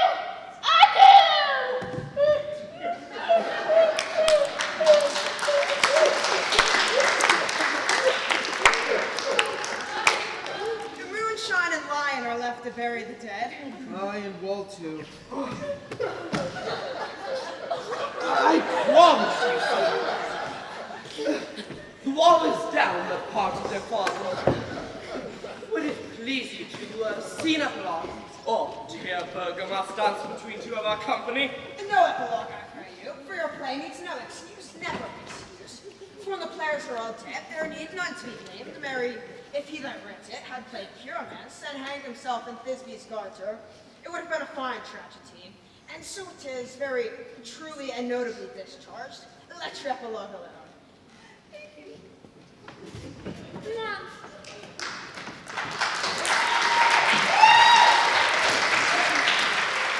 Thank you. Oh, I thank you. I really do thank you all. The iron tongue of midnight hath told 12. Lovers to bed, 'tis almost fairy time. I fear we shall outsleep the coming morn, as much as we this night have overwatched.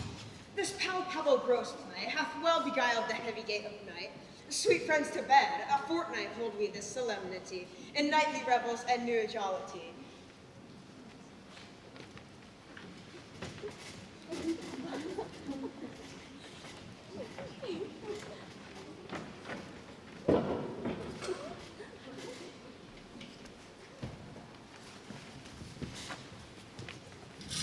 Now, until the break of day, through this house each fairy stray, to the best bride bed will we, which by us shall blessed be.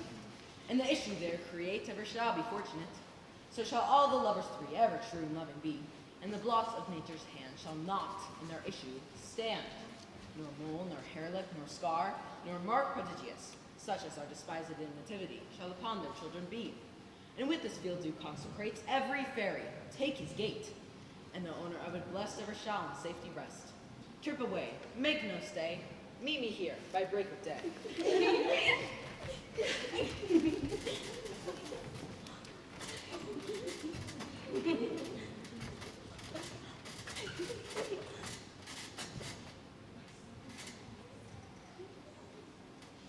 If we shadows have offended, think but this, and all is mended, that you have but slumbered here while these visions did appear. And this weak and idle theme no more yielding but a dream. Gentles, do not reprehend. If you pardon, we will mend. And as I am an honest puck, if we have unlearned luck now to escape the serpent's tongue, we shall make amends ere long. Else the puck a liar puck. So, good night unto you all. Give me your hands if we be friends, and Robin shall restore amends.